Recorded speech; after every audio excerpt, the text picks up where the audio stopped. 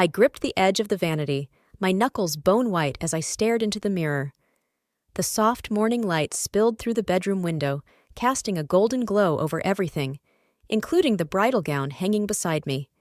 It was perfect. A dream in fabric. Sheer lace sleeves, a sculpted bodice, a train that flowed like water. Today was meant to be my moment. But I could feel it. An undercurrent of chaos building just beneath the surface. A knock, quiet but insistent, broke through the stillness. "Linda?" I turned. Daniel stood in the doorway, his face unreadable. That alone sent a chill down my spine. He was never hard to read.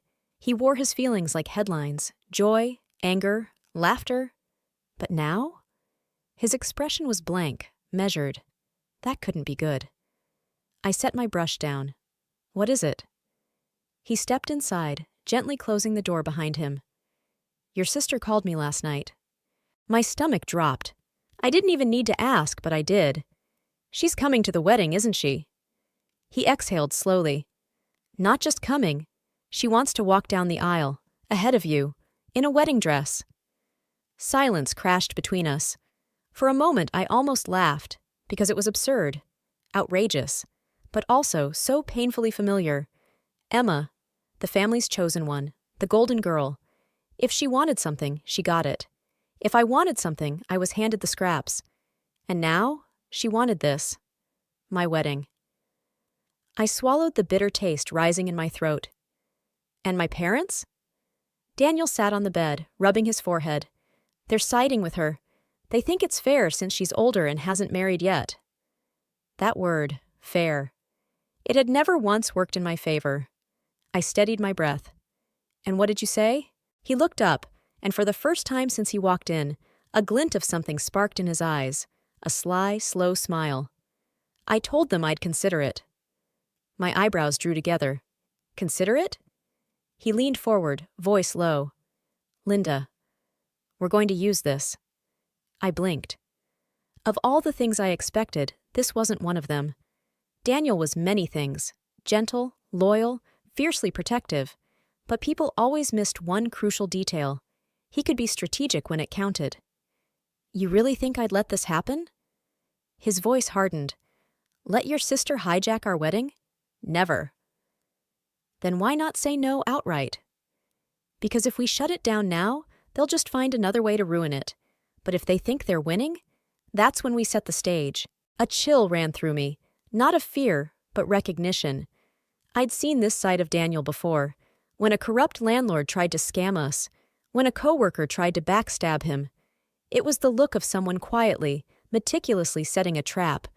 And suddenly, I smiled. "Tell me the plan." He leaned closer, voice a whisper. "We let them think they've won. Let Emma bask in her fantasy. Let your parents think they're doing what's fair. They'll even offer to cover some costs. Good. Let them." He paused. "And then on the day itself, we make damn sure she never sets foot on that aisle." Something stirred inside me. Vindication, fire, something close to triumph. For the first time, my sister was going to find out what it felt like to lose. I inhaled deeply, grounding myself in his words. It was a gamble. One misstep and they'd steamroll us. But if we played it right, Emma would never see it coming. I met Daniel's eyes, my voice steady. "Okay, walk me through it." He grinned. "First, we give them just enough control to make them feel secure. Then we pull the rug, one tug at a time." "And my parents?" "They'll follow her lead. They always do. Let her push, but only where it doesn't count." I nodded slowly. This would take restraint. Years of being blamed, twisted into the villain, had taught me that arguing never worked. I was always painted as the ungrateful one, the difficult daughter. But now? We'd use their own game against them. The next night, I found myself seated in the living room of my childhood home. Emma sat on one end, casually radiant in her usual self-importance. My mother perched on the couch like she was hosting foreign royalty, hands folded in her lap, waiting to dictate the terms of my wedding. They had no idea what was coming. My father leaned back in his chair, arms crossed over his chest, his gaze impossible to read. Across from him, Emma practically buzzed with anticipation, her fingers drumming against the armrest, a smirk tugging at the corners of her mouth like she couldn't wait another second to bask in her imagined glory. "So," my mother began, smoothing the fabric of her blouse with careful precision, "Daniel mentioned you two were open to discussing the arrangement. Have you had time to think it over?" I forced a smile, tight, practiced. "We have." Emma lit up, straightening in her seat. I flicked my gaze to Daniel and played my part, hesitating just enough to sell the illusion. "I don't love the idea," I admitted, twisting my fingers in my lap, letting the words sound reluctant. "But if it'll keep the peace, I'm willing to make some compromises." Emma let out a breathy gasp, like she'd just been granted sainthood. My father grunted in what I could only assume was approval. "That's very mature of you, Linda," he said.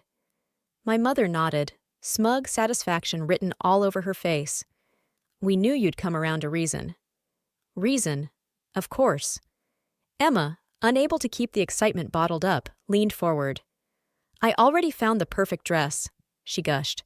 "It's not white, obviously, more of a soft champagne, but it's got this gorgeous mermaid silhouette. So elegant. When I walk down the aisle first, it'll be symbolic, you know? Like a blessing. From the older sister to the younger."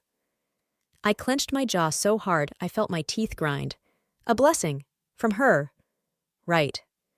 Under the table, Daniel gently squeezed my hand, his silent way of reminding me. "Stay the course." "That sounds interesting," I said evenly. "But if we're doing this, there are a few conditions." The room shifted, just slightly. My parents went still. Emma tilted her head, confusion flickering in her eyes. "Conditions?" she echoed, as though the concept was foreign.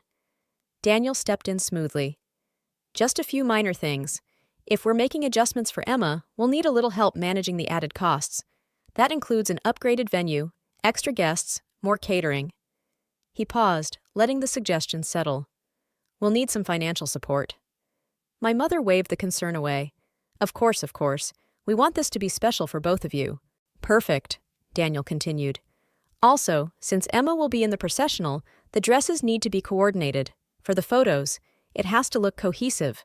So we'll all get our dresses from the same boutique to make sure the colors complement each other." Emma's eyes went wide with excitement. "Yes, we can go shopping together." I swallowed the bile rising in my throat and pasted on a smile. That would be lovely. What I didn't say. My real dress, my dream dress, was already safely waiting at a boutique 2 towns away, well out of Emma's reach. My father gave another low grunt. "Anything else?" Daniel nodded. "We'll also need a top-tier photographer and videographer. If Emma's involved, we want every moment captured." My mother beamed. "Naturally." I leaned forward, my voice light, but with just enough steel beneath it. "And finally, if Emma's walking the aisle solo, she can't be a bridesmaid." Emma blinked. "What?" I kept my tone sweet. "Well, if she's having a special entrance, it wouldn't make sense for her to also be part of the bridal party. It would be too much focus on one person. I think it's only fair." There it was, the flicker of hesitation in her eyes. She hadn't expected to lose anything in this bargain, but she'd already won too much to risk pushing back now. She gave a delicate, practiced laugh, flipping her hair over her shoulder. "I suppose that makes sense. A small sacrifice for such a big moment." And just like that, I'd removed her from my wedding party. It wasn't a full victory, not yet, but it was the first real move. Daniel's fingers brushed mine under the table, a quiet "you did it." As the meeting wound down, my parents looked pleased. Emma looked triumphant. And Daniel and I? We looked like we'd caved. In truth, we'd just watched them fund their own downfall. If there was one thing my childhood had taught me, it was this: never let them see you coming. The moment we stepped outside my parents' house, Daniel let out a low whistle. "Well," he muttered, "that was something." I exhaled, the weight of the evening pressing against my chest. She really believes this is going to happen. Daniel grinned, sharp and knowing. "Oh, she'll try. But by the time we're done, she won't even see it coming." The plan was in motion now. All that remained was to keep Emma, my parents, and everyone else firmly wrapped in the illusion. 1 week later, Emma and I stood side by side in front of a boutique mirror. She spun in place, admiring herself from every conceivable angle, lost in her own reflection. Her champagne-colored gown shimmered beneath the lights, far too bridal for someone who wasn't the bride, but I hadn't expected any less. Meanwhile, I stood in a sleek, understated white dress. Simple, elegant, and fake. My real gown, the gown, was tucked away at a boutique 2 towns over, untouched by Emma's meddling fingers. "Oh, Linda," she sighed dreamily, doing another slow twirl. "I just know people are going to get so emotional when they see me walk first. It's going to be such a powerful moment." I bit down so hard on the inside of my cheek, I tasted blood. Powerful, sure. The only powerful thing about that moment would be the crushing weight of realization when she discovered she wasn't walking down any aisle. The sales associate appeared, all warmth and smiles.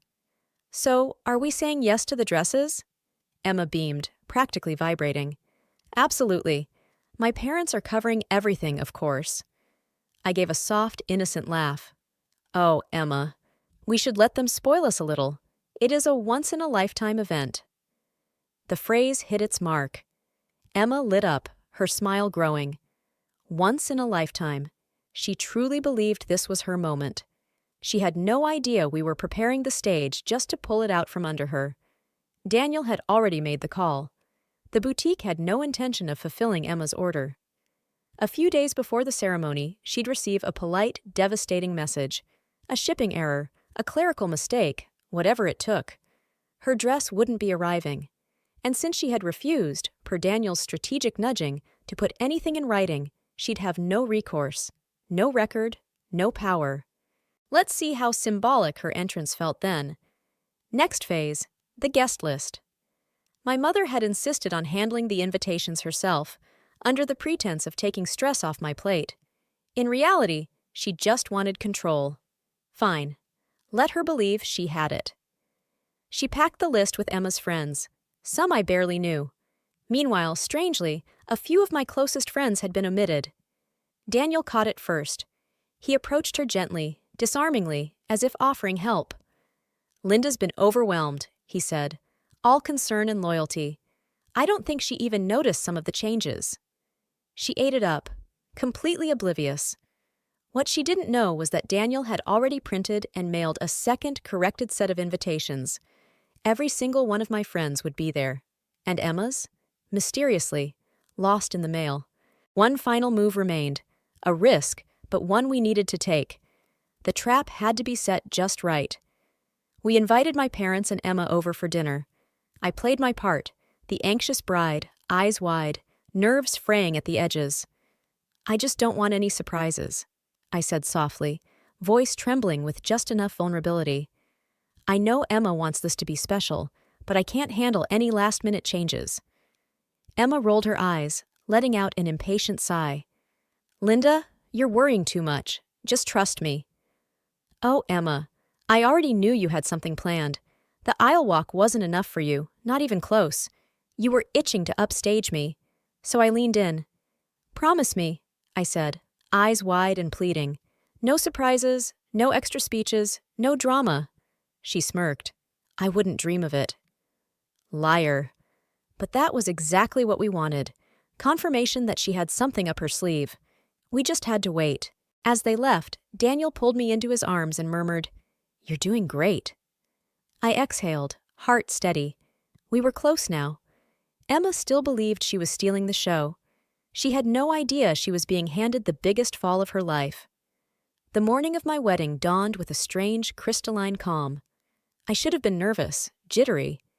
But as I sat in my bridal suite sipping coffee while a stylist curled my hair, all I felt was a quiet thrill of anticipation. Today wasn't just my wedding day. Today was the day Emma would finally learn what it felt like to lose. At exactly 9:17 a.m., the first crack appeared. My phone buzzed on the table beside me. I glanced down, saw my mother's name flashing across the screen. "Mom. Linda. We have a huge problem. Emma's dress is missing. The boutique says it was never ordered." I stared at the message for a long, quiet moment. Then I smiled, and I could see it. Emma in front of a mirror, her hair only half-styled, screeching into her phone. My mother, in full crisis mode, frantically dialing the boutique. My father, already dressed, pacing like a caged animal, barking orders with increasing futility. Meanwhile, Daniel and I were exactly where we needed to be. At 10:30 a.m., Daniel's phone buzzed. A message from his brother. Brother. Bro, you need to see this. Attached, a photo of Emma's friends gathered outside the venue, confused and annoyed. Their invitations had, of course, never arrived. Daniel responded with pitch-perfect innocence. Daniel, that's so weird. Maybe they got lost in the mail? By now, my parents had to know something was off. The guest list had been altered. Emma's dress had vanished, but they were too busy putting out fires to start asking the right questions. And then, at 12:15 p.m., my phone rang. My father.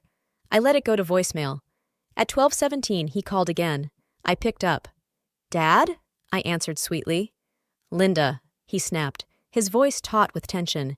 We have a serious situation. Emma is at the venue, but they won't let her inside. I let out a puzzled little frown. What? What do you mean? The security, he growled. They're saying she's not on the list. I sighed, shifting slightly in my chair as a stylist pinned my hair. Oh, Dad, that's strange. I specifically told the venue to only allow invited guests. Maybe her name just wasn't submitted. There was a pause. I could feel it, the wheels turning. My father, trying to piece it together. You did this, he said quietly. You set her up. I tilted my head, feigning confusion. Did what? You know I've been so busy with the wedding. I didn't even handle the final list. Mom did. Another pause. I could hear my mother's frantic voice in the background. Emma's high-pitched screeching. Chaos. My father lowered his voice, menacing. Fix this! Now! I smiled. Dad, I'm the bride. Do you really think I should be dealing with this right before I walk down the aisle? A sharp exhale on the other end. I've got to go, I added cheerfully, and hung up. Daniel, who had been listening from across the room, looked positively delighted. She's outside? He asked. I nodded, and furious. Perfect. While I stood in my bridal suite, calm, composed, Emma was unraveling at the entrance. The security team, thoroughly briefed and generously compensated, wasn't budging. I don't care what the list says, she shrieked. This is my sister's wedding. Let me in. One of the guards consulted his clipboard without emotion. Ma'am, if your name isn't on the list, we're not authorized to admit you. She turned to my father in desperation. Dad, say something. But for the first time in his life, my father was powerless.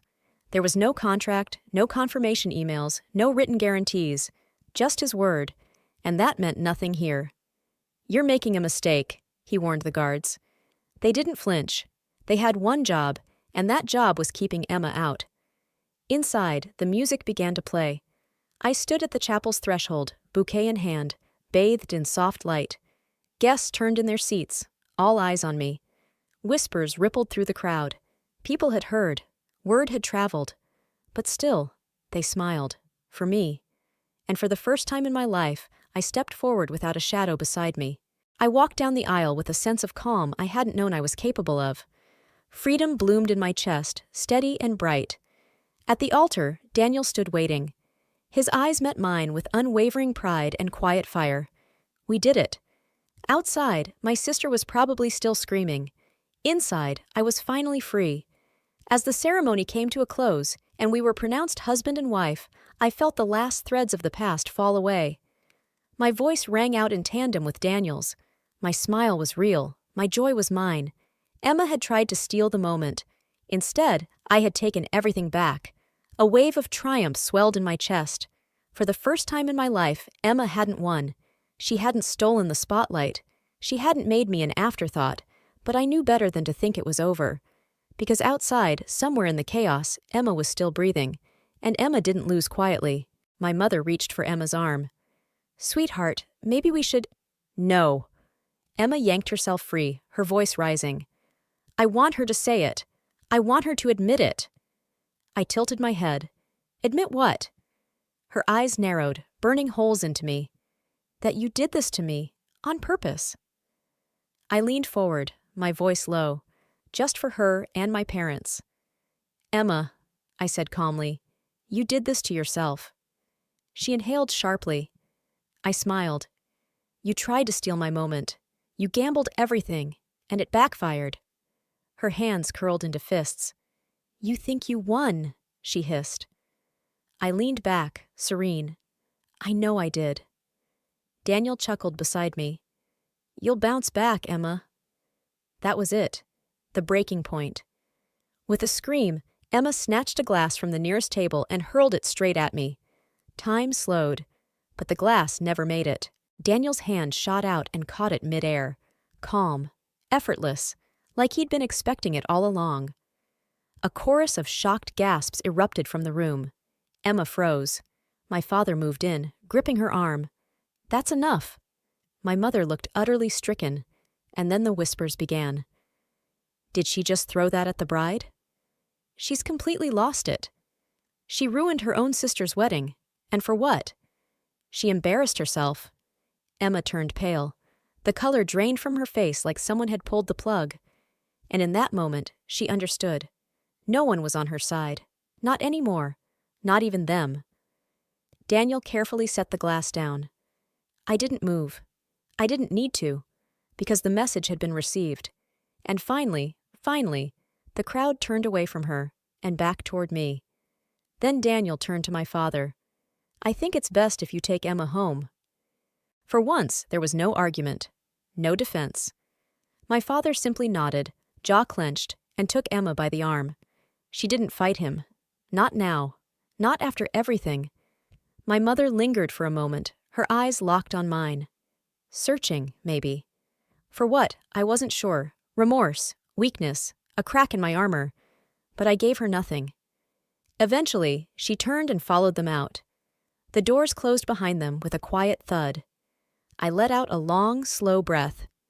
Then, surreal, perfect, the room erupted.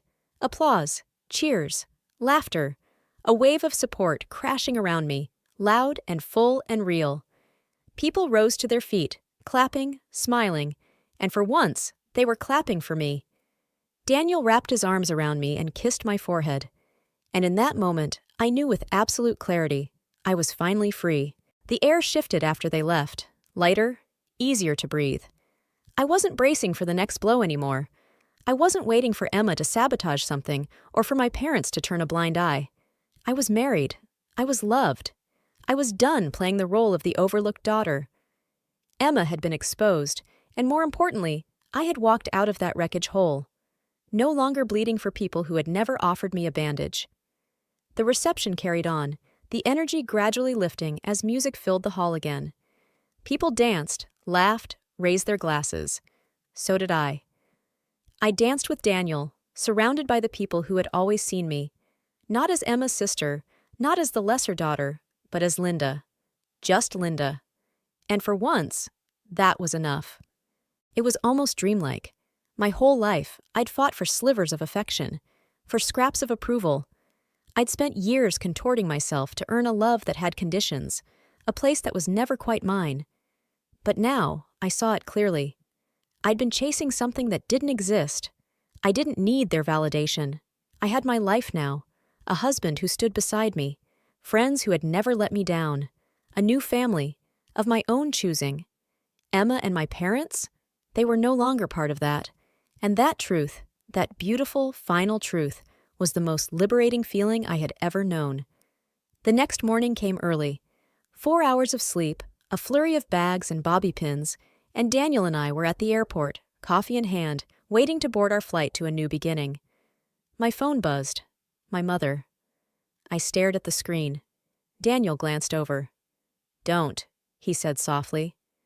Don't let them pull you back in. He was right, but a small part of me needed to hear it, to finally know.